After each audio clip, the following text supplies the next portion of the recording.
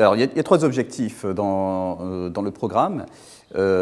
Faciliter la détection des projets entrepreneuriaux au sein des établissements d'enseignement supérieur, permettre aux étudiants de valider la faisabilité de leur idée de création, orienter les étudiants vers les opérateurs de la création d'entreprises les plus pertinents. Ce séminaire s'inscrit dans notre stratégie entrepreneuriat. L'Université d'Artois vient de voter son schéma directeur entrepreneuriat. C'est aussi qu'il y avait un certain nombre d'enseignants qui nous avaient interpellés en nous disant que les étudiants qui souhaitaient créer une entreprise les sollicitaient et parfois ils étaient un peu dépourvus devant ces étudiants. J'ai assisté à cette formation pour avoir les outils qui vont me permettre d'aider ces étudiants dans la création d'entreprises. Je suis sollicitée parfois par des étudiants qui souhaitent créer leur entreprise et qui ont besoin de conseils juridiques.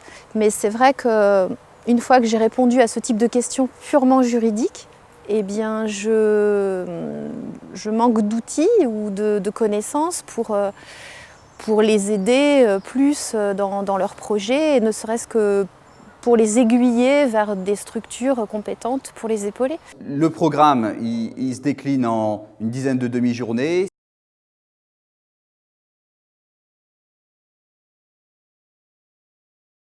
Les apports du séminaire, c'est une connaissance de comment on crée une entreprise. Savoir comment on monte un business plan, ce qu'il faut y mettre à l'intérieur, le plan financier.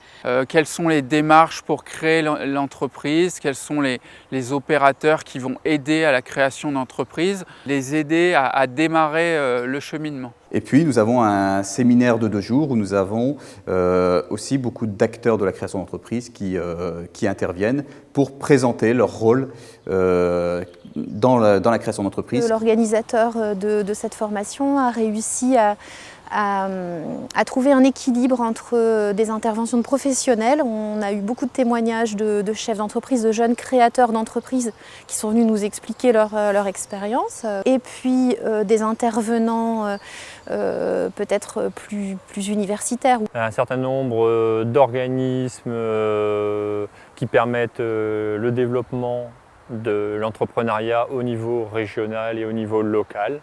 Un public composé d'enseignants pour la grosse majorité et pour une partie de référents de l'orientation professionnelle ou de la formation continue de l'Université d'Artois. Il y a en tout 13 personnes qui ont participé à cette formation.